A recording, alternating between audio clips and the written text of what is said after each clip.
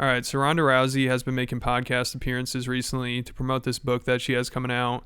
And if you've listened to any of the podcasts she was on or seen clips from them, I'm sure you know she hasn't changed much and she still hasn't gotten over her loss to Holly Holm. Like, she still thinks she's the better fighter and she thinks she's the greatest fighter of all time, actually. And she just has a ton of excuses for that fight and sounds so bitter about it 9 years later. It's crazy all that time has passed and still she hasn't gotten over it. You'd think at this point she would just be happy with her career and how things played out. Obviously it didn't end how she wanted it to, but she still had a really impressive career. I don't think anybody's trying to debate that.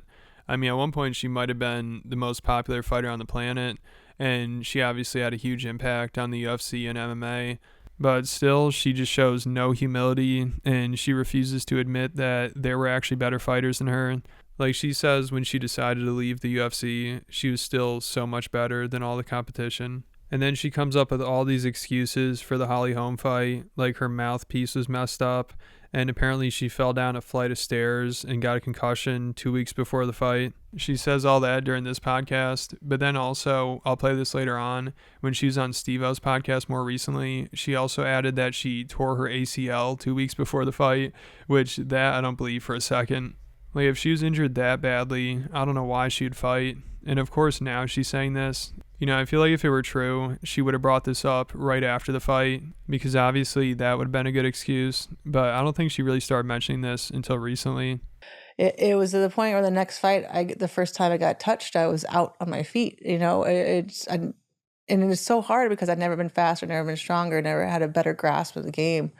I'd never been so much better than everybody else. Mm-hmm. But your brain doesn't callous. It doesn't heal back stronger after a break. It's just an inevitable decline. And I just couldn't keep fighting at a level anymore. I'd taken punishment and taking punishment until I couldn't take it anymore. And then when I got to the point that I couldn't take it anymore, then I was like vilified as like, oh, she was all hype and she was just lucky, and she, and people making all these judgments about me in a fight where I was literally, my first loss, I was not, like, my mouth guard was bad. I literally came into that fight concussed from slipping down some stairs already after all of these years of, concussions. And then I had absolutely terrible weight cut, which, that means you have less fluid in your brain to protect it. And I was out on my feet for the entire fight. I was just trying to make it look like I wasn't hurt, but I wasn't there cognitively. I couldn't think as fast. I couldn't judge distance. And just from that one fight, everybody felt like, oh, she's a fraud. And Mm-hmm. I know that, like, I'm the greatest fighter that has ever lived. But when it got to a point where I'd just taken so much neurological damage that I couldn't take it anymore. And I'm sure she's had a lot of concussions, and I don't mind her talking about that, but using that as an excuse as to why she lost against Holly or Amanda, I feel like she's just kind of taken away from what they did. Because Ronda's like, yeah, I had so many concussions at that point, I couldn't even think anymore, that's why they beat me. But getting concussions, unfortunately, is something every fighter deals with. Amanda and Holly have had plenty themselves, I'm sure. And Ronda tries to act like the reason she left the UFC is because of concussions, even though obviously if she won those fights, she would have continued going. But also she left the UFC and then went right into WWE, which isn't much better. So most people in the comments can see that she's just trying to come up with excuses here. Like, people, even fans of hers, are saying, I love Ronda, but man, does she have some excuses for that Holly fight. Somebody else said she could not have handled those losses worse than she did. And somebody else said she's a sore loser and she's a sore winner. As for all the factors contributing to the loss, if she had a valid reason not to fight, the time to address that is before the fight. And yeah, if she had fallen down the steps, torn her ACL, and got a concussion, first of all, you'd think that would have been something we would have heard about. Like, if not before the fight, right afterwards. Like, she would have used that as an excuse. And also, she probably wouldn't have gone through with the fight. I don't think it'd been a good idea to fight with a torn ACL. But I have no ACL. I tore my ACL falling down that stairs 2 weeks before that fight, the home fight. And then I have basically no cartilage left. I've had arthritis since I was 19. And also on this podcast, she talks about how she got most of her concussions sparring before the fights. And I think she subtly brags about herself probably 4 or 5 times here. You're getting more of an injury neurologically from wearing a helmet, from wearing headgear, from having bigger gloves. And so that's why even when I was having fights where nobody was touching me, the sparring was 50 rounds of sparring. For every match I would do, because I only had championship matches because, it's me.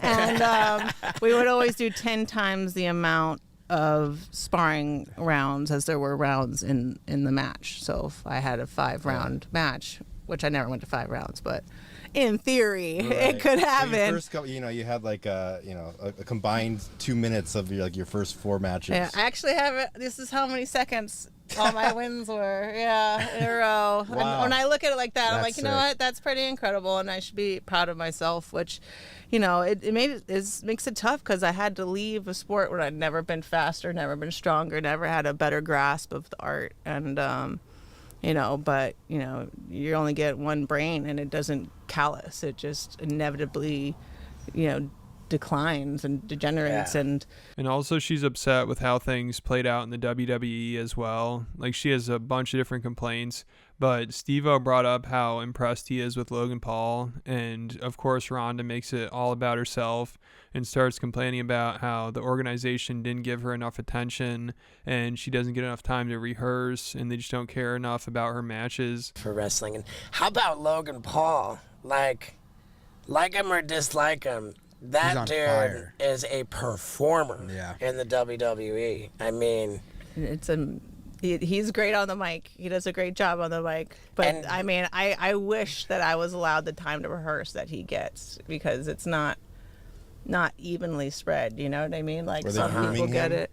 Oh, like he's like their next big star, they're rolling out the red carpet, which is like, it goes to show that if you give people the time to rehearse and the resources, you can like do amazing things, and it's frustrating that like everybody doesn't get that treatment, because like my first match with them was incredible because we had like 6 weeks to rehearse, all the best minds in the business coming and putting like their, giving their 2 cents, and it was like an instant classic. And it was just like, then they never did it again. And I'm like, why isn't this the model?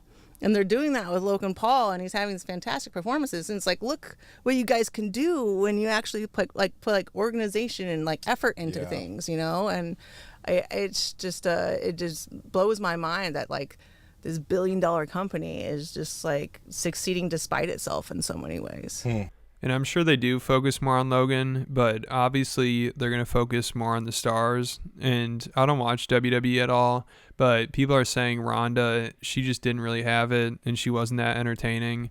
And of course they're going to focus more on the people that bring in the most viewers and that are the biggest draw. And like she admits, originally they're focusing a lot on her matches. Like, her first one was a big deal.